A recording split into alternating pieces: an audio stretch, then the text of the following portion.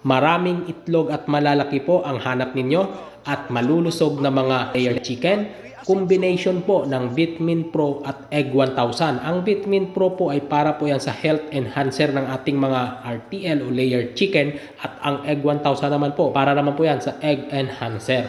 Sa video po na ito mga ka-Asenso, babahagi ko po sa inyo ang egg price list update sa Panay area po, effective last October 23, 2023. Ang presyo po na ito na aking ibabahagi po sa inyo, ito po yung presyo sa farm gate. Nakuha po ng mga dealers at retailers. Ayan po ang presyo ngayon kasalukuyan. Hindi pa po natin ito nararamdaman na nagtaas dahil nga po yung mga small backyard egg production po ay hindi pa po nagtataas. Pero yung mga malalaking farm po, nagtaas na po sa Panay area. At ito na po ngayon ang kasalukuyang presyo po ng farm gate ng itlog. Sisimulan ko po sa Peewee hanggang sa Super Jumbo. Sa video po na ito, presyo lang po muna ng isang pirasong itlog at presyo ng isang tray na itlog po ang ibabahagi ko sa inyo. About naman po sa sukat ng Peewee, pullet, small, medium, large, extra large, jumbo at super jumbo. Sa next na video na lang po natin yan tatalakayin.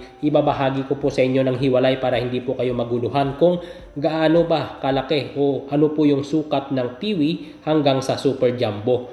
Dito po sa video na ito, presyo lang po muna ng isang pirasong itlog base po sa laki nila hanggang sa presyo ng isang tray. Uulitin ko po, effective ngayong October 23, 2023 sa Panay area lang po ito, hindi po sa buong Pilipinas. Ang presyo po ng Peewee sa isang tray nila ngayon ay nasa 213 po ang isang tray. Pumapatak ng 7.10 centavos ang bawat isa ng itlog. Peewee size po yan. Yung pullets naman, 237 ang isang tray, pumapatak ng 7.90 centavos ang isang piraso. Sa small size naman, 252, pumapatak ng 8.40 centavos ang isang piraso. Sa medium naman po, 259.50, pumapatak ng 8.65 ang isang piraso. Sa large size naman, 264, pumapatak ng 8.80 ang isang piraso. Sa extra large, 267, pumapatak ng 8.90 per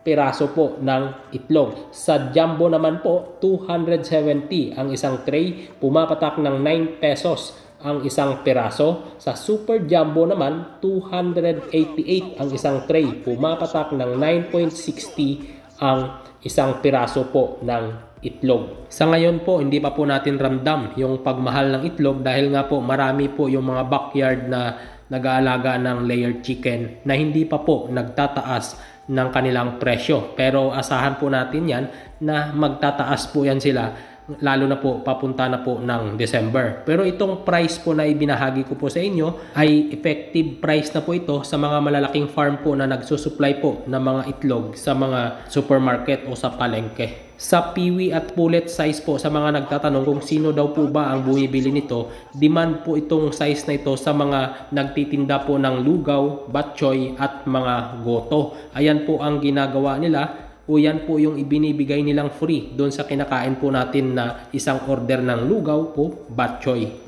Sa mga nagko-comment naman po na lugi daw po sila sa kanilang pag-aalaga ng layer chicken dahil nga daw po hindi po sapat yung ibinibigay na itlog ng kanilang mga alagang manok base po sa kinakain nitong feeds. Base po naman sa aming pag-aalaga, hindi naman po yan nangyayari. Kailangan po sa pag-aalaga po ng mga RTL, may tamang proseso po tayo, tamang program para maabot po natin yung dami ng itlog base po doon sa kinakain po ng ating layer chicken na feeds. Bukod po sa supplier o nagsusupply po kami ng mga RTL sa mga gusto pong mag-alaga, meron din po kaming sariling alaga na dyan po namin binabase kung talagang kumikita po ba sa pagli-layer. Dito po sa video na napapanood po ninyo, nasa 600 plus po yan. Bukod po yan sa mga stock dyan na pang RTL na isinusupply sa mga gusto pong mag-alaga. Kadalasan na nagsasabi na nalulugi po sila sa pag-aalaga ng RTL, yun po yung mga backyard na wala pong idea na basta po nag-aalaga, Tapos gumagawa po sila ng sarili nilang program. Hindi po nila alam kung paano po ito alagaan para hindi po madalas magkasakit ang ating mga manok. Tandaan po ninyo na kapag ito po ay tinamaan ng mga sakit, maapektuhan din po ang kanilang pangingitlog. Kaya dapat regular po na pagbibigay ng vitamins. Walang iba kundi yan po yung Vitamin Pro. 3 times a week po tayo magbibigay nito.